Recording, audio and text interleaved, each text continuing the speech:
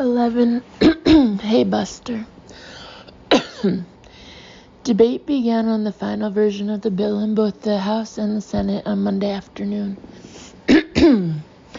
Though the separate versions had passed quickly and easily, it soon became evident that the political tides had changed.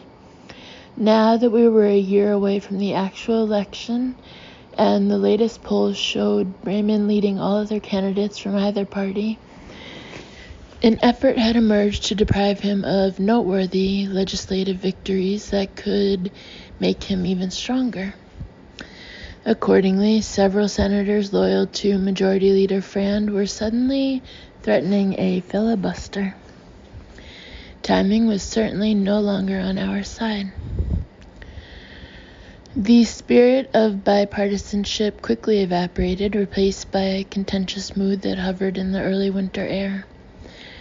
And though the senators continued to address each other in debate as my esteemed colleague and the senior senator from per etiquette rules, the phrases seemed increasingly flimsy covers for reservoirs of explosive scorn and combativeness lurking just underneath. I feared for the bill. I was also still recovering from Aaron's dismal Georgetown bar performance.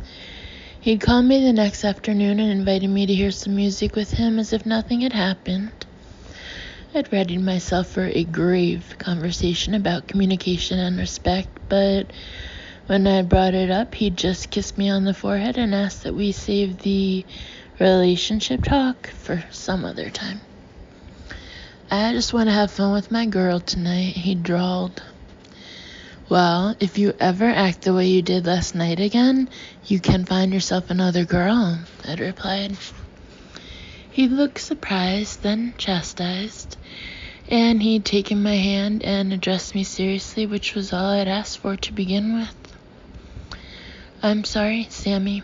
I'm afraid I don't even remember much of last night, which is really embarrassing.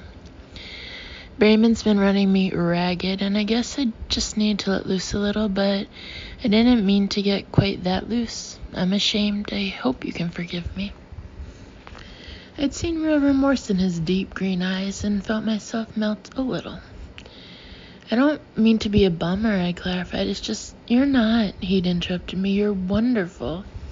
And I behaved badly. I promise I'll never do it again. He'd squeezed my hand for emphasis. I don't want to lose you. I nodded, thinking about how he was about to leave on yet another work trip. I hadn't wanted him to leave. Maybe Aaron had seen that in my eyes and realized he was out of danger. Whatever the reason, he'd slipped back into a lighthearted mode.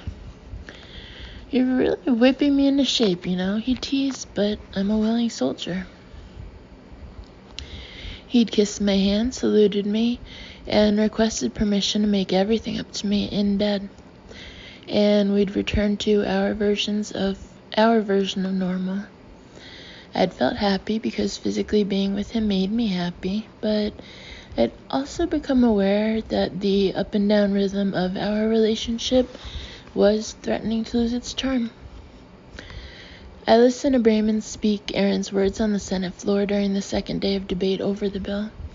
They were powerful words urging the members of Congress to rise above their differences and respond to the critical need for the prescription drug benefit legislation. And though I found it difficult to watch Brayman, I felt proud of Aaron's craftsmanship. Unfortunately, this very craftsmanship fired up the opposition even more. Senators lined up to give long-winded speeches, pointing out the terrible flaws of the bill. I tried not to take it too personally. By Thursday, though the debate had been fierce and not altogether polite, there were still enough committed votes to ensure the passage of the bill. The House narrowly approved it that morning, providing an additional surge of adrenaline. By late afternoon, it looked like Fran was going to be forced to call a vote, and the bill might be passed at last. which is when Senator Rawlings launched his filibuster. Senator Rawlings was the 83-year-old senior senator from Mississippi. He spoke about Medicare from the position of someone fully eligible for it. From his vantage point, he complained about the federalization of healthcare and of the dangers of creeping socialism. He spoke as if on a crusade. He wanted none of this meddling in the prescription drug industry. He wanted government to just leave people alone. He was sick and tired of all these efforts to make things more complicated for folks, and he felt very strongly. 4 hours into his explanation of his feelings, he brought out a stack of telephone books. I watched on C-SPAN as he stared straight at me. Apparently, he liked government just barely enough to be involved in it to the point of knowing where all the cameras were. This bill would be just disastrous for so many folks, he thundered.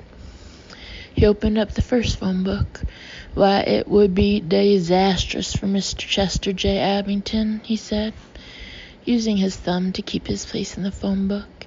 And just as terrible for Mrs. Alfred A. Abson, he continued. And so on. By 10 o'clock that evening, he and his impossibly drawn-out way of talking had only made it through the D's. I watched from my desk, unable to go home while the bill I'd poured myself into lay dying a slow death by drawled enunciation. Outside, snowflakes began falling. It was early November, and D.C. had only just begun cooling off from the summer heat, but I'd learned to expect anything from the increasingly erratic seasons. When I was younger, the first snowfall of the year had always elicited a wild, limb-filling dance to the god of ongoing blizzards. My performance was a heartfelt spiritual plea for continued school-closing weather throughout the winter months. My goal was to dance hard enough to please the deity into granting my wish and creating a winter vacation to match the summer one. Though my dream was never fully realized, there had been a glorious 3-week stretch of no school due to an enormous blizzard the year I was in 3rd grade. The dance I had done on its opening night had differed from its predecessors in one important regard. It had featured a round-off into a split for the first time ever, as I'd just perfected the move that month. Given the pleasure it had plainly induced, that feat obviously needed to be incorporated into every snow dance to the god of ongoing blizzards from that year forward. It was one of the only things that kept me limber. But I didn't feel like doing my snow dance when I noticed the flakes sticking to the large office window. Though I couldn't ignore the rush of pure joy that the sight of snow reflexively evoked in me, it was an ephemeral sensation, rapidly replaced by dark and grumpy feelings that gurgled around in my gut as I watched the flakes fall quicker and thicker. It better just be a light dusting, I found myself thinking, because anything more would create further hassles as we tried to get this bill passed. For the first time in my life, I viewed the snowfall as an inconvenience. Good Lord, was I getting old at long last?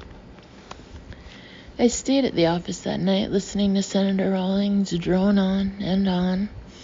Parentheses, how many other 83-year-olds were up pulling all-nighters for work? Close parentheses. And racking my brain for ways around a filibuster. I knew I should have gone home to sleep and returned early the next day, but I told myself I'd race back to my apartment at 6 or 7 in the morning, shower, change, and get back in time to rely on insane amounts of coffee to get me through the day. This plan was foiled when I awoke at 6 a.m. from what was supposed to have been a quick nap and looked out onto a world transformed by an ongoing blizzard. Someone else must have performed one hell of a snow dance. The streets were thicketed in enormous drifts that vaguely suggested the shapes of buried cars, and fire hydrants and lamp posts. All at once, everything felt marooned, including myself. I glanced down at my attire. I was pitifully ill-prepared for the weather. My knee-length skirt provided zero warmth, and my shoes would be a joke in the snow. Why, oh why hadn't I stored one of the 2 snowsuits hanging in my home closet at the office for emergencies? I kept my gym bag here in the event of a fitness crisis that had yet to occur. Why hadn't I applied the same planning rationale to severe weather garb? There was no use beating myself up. I decided to order up a rescue and dialed Aaron's number despite the early hour. It was almost his wake-up time. He'd be happy to hear from me. I tried 4 times, but he didn't answer. Maybe the phone lines were down. His cell phone was off. I sent a BlackBerry, but wasn't sure it went through. All of a sudden, rescue didn't seem as inevitable.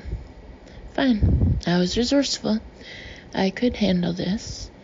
I reviewed my options and decided to go back to sleep. When I woke a second time a half hour later, the snow was still cascading past the window in thick matrices of white. I often arrived at the office during the early morning hours, and there was always a fair amount of activity in the building by at least 7 a.m. But when I stuck my head out of the office door, the hall was dark and empty. Had the snow stymied even Janet? This was unheard of. I returned to my desk and clicked on the TV. There was Senator Rawlings drawling away. He'd almost made his way through an entire phone book, but others waited in a nearby stack.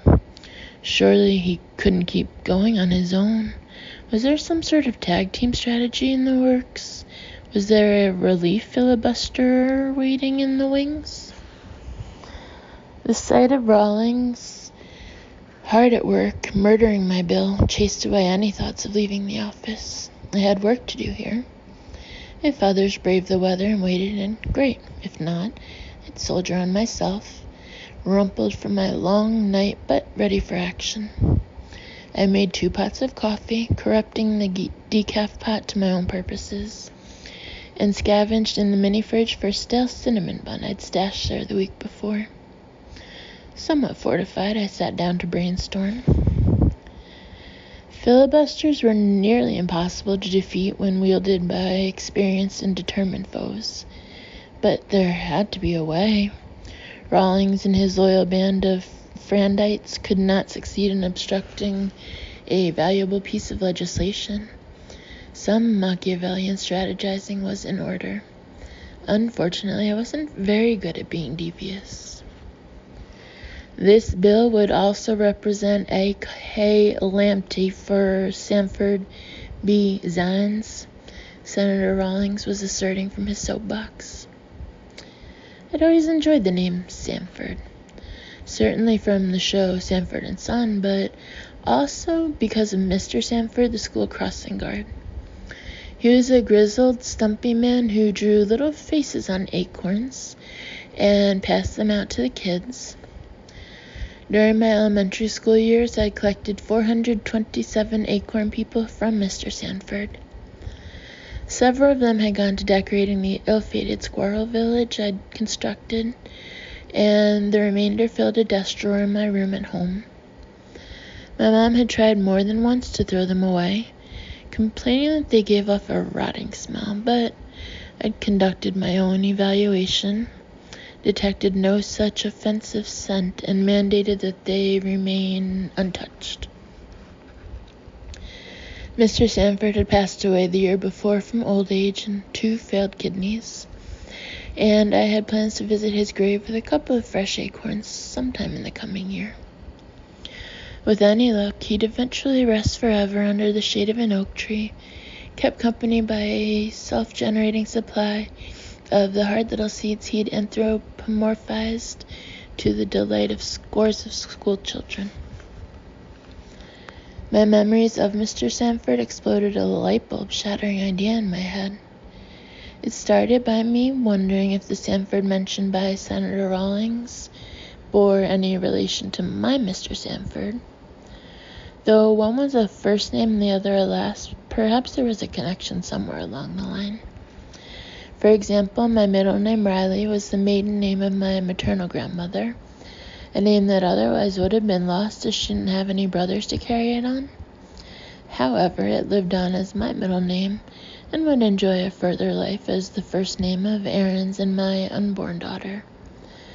Perhaps Sanford had experienced a similar trajectory. This line of reasoning, though extremely far-fetched in several regards, led me to thinking about how Mr. Sanford would have agreed with me over Senator Rawlings about the prescription drug benefit bill. Certainly out of hometown loyalty, but also because his own situation could have been improved by the legislation we were struggling to pass. This, in turn, made me wonder if the Sanford B. Zines mentioned by Rawlings would also be in support of the bill, regardless of whether or not he was one of Mr. Sanford's long-lost relatives. If he would be in support of it, I imagine he might be offended by Senator Rawlings's presumptuous use of his name as part of his filibuster. I glanced quickly back at the screen at the stack of phone books next to Rawlings. He had been reading one from Jackson, Mississippi. I needed to get a copy of that exact one. 2 hours later, I was deep in the midst of my own phone book reading. My process involved cold calling all the people whose names Senator Rawlings had read aloud, and determining if any of them were sufficiently angry about how they were being used. It was not an easy task. Dozens of people mistook me for a telemarketer, to my personal joy but professional frustration, as this led many of them to immediately and rudely hang up on me. Of those who stayed on the line long enough to hear my mission out, 95% had no idea there was a prescription drug benefit bill currently being debated by the Senate. I initially spent exhausting minutes explaining the bare bones of the issue to every caller who would listen, but soon realized I had to simplify the process to preserve both my sanity and the hope of making any sort of progress. For those in Mississippi, I just asked them if they like Rawlings. If they were supporters of his, I got off the phone quickly. If they weren't, I went into greater depth. By noon, I had 10 people willing to go on the record that Senator Rawlings had misrepresented their views and spoken for them without their permission. By that time, the office had filled with people who'd battled the blizzard to get to work, but I barely noticed their presence. I was a woman with a plan from which I could not be distracted. Sure enough, Senator Rawlings finished up his 31-hour speech by giving up the floor to his close friend and colleague, Senator LeJane, who continued the filibuster. Others were waiting in the wings to take their turns when LeJane tired. By early evening, I completed the first phone book Senator Rawlings had read and took my plan to RG. He listened carefully, his eyes lighting up as I went along. "You've talked to all these people?" he asked deliberately.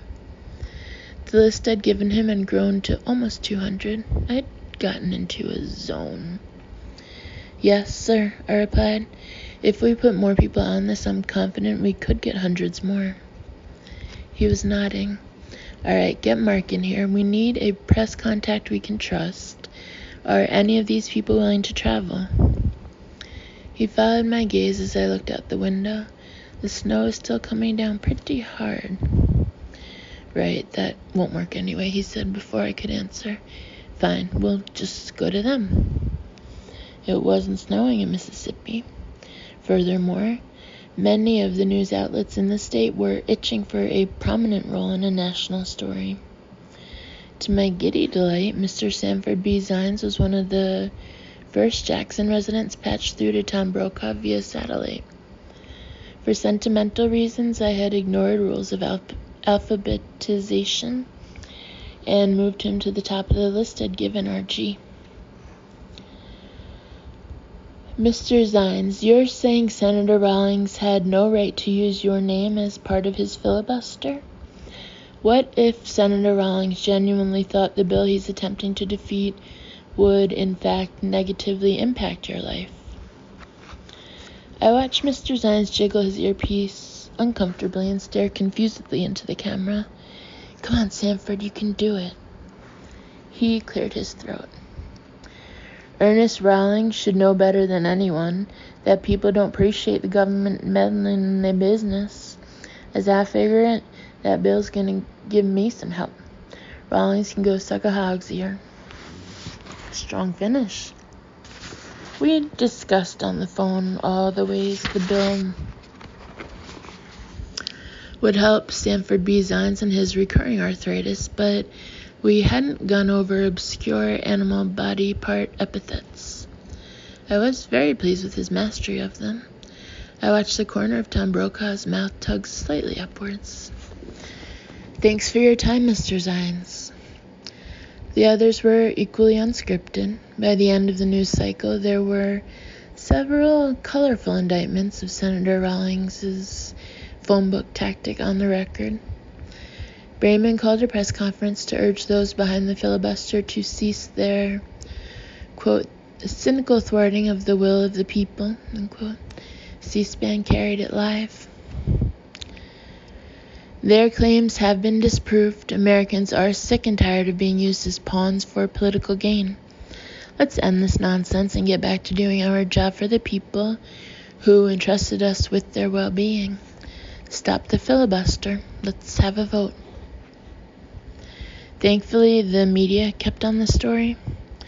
Rawlings and LeJane and the others leading the opposition to the bill couldn't get ahead of the spin of the coverage. People whose names had been read aloud began contacting our offices instead of the other way around. By midday Saturday, the filibuster was ended and a vote was called. Though the snow had finally stopped falling, the city lay paralyzed in its copious clutches.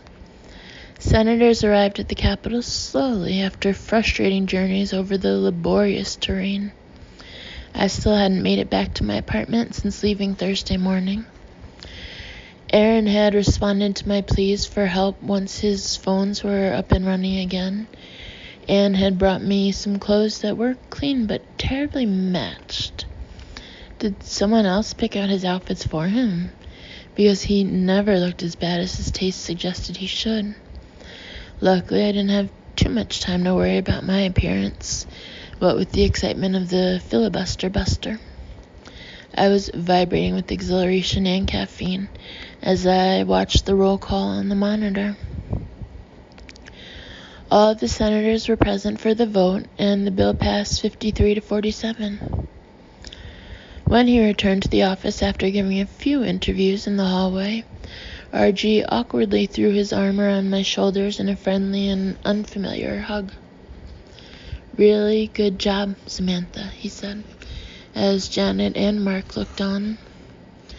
I smiled and blushed. I wanted to savor any moment when people weren't wondering how I managed to hang on to my job. I was used to being proud of RG and his efforts. The reverse was a much more foreign sensation. Congratulations on the bill, sir. It's going to help a lot of people. RG grinned. So, where's the celebration? He asked unexpectedly. Wow, where was it? Let me find out, sir, I answered quickly. I've got some champagne in my mini fridge, Janet offered. She did. Break it out, RG said happily. I rushed back to my desk and called Aaron. Hey, babe, are you still at the office? He asked. Yeah, and I need help. RG wants to celebrate. Where should I take him? Quick, he never wants to hang out. Okay, calm down. Hold on a second. I heard the sound of muffled voices in the background. Was that Natalie? Blah. Aaron came back on the line. This crew is headed over to the Capitol Lounge. Bremen's stopping by for a drink with a couple of reporters in tow. Do you guys want to meet us there? Not really, but was that the best option? I tried to be mature. We had worked with the Bremen staff on the bill, so I suppose we could hang out with them in the spirit of celebration. Otherwise, we'd be having competing parties, which was a little weird. This way, I could ensure that theirs wasn't a better one, and at least I wouldn't have to face them alone. I'd be armed with my own gang. Ooh, maybe we could rumble. The West Side Story theme played through my head as I leaned back in my chair to glance down the hallway at Mark, Janet, and RG drinking their glasses of champagne. They better not drink all of it. Yeah, we'll meet you there, I answered into the phone. Great, can't wait to see you. And hey, Sammy, he continued. Yeah, congratulations. I smiled deeply enough for my cheeks to start hurting. My man was proud of me, too. This was a fun day. See you soon, I said as sexily as I could. I hung up the phone and sprinted down the hall. Mona had joined the little crew, but there was still some champagne left. It went down smoothly and made a warm little jacuzzi in my stomach. To our team, RG said warmly as he held up his glass in a toast. I couldn't do this without you guys. My glass was already empty. I glanced surreptitiously at the others. They all still had some left. I crept my hand from the stem up to the main body of my glass in a bid to cover up the vacancy. There, that was good. From anyone else's perspective, there could still be several respectable swallows hidden beneath my hand. Here, here, Janet said. We all clinked glasses and smiled affectionately at one another.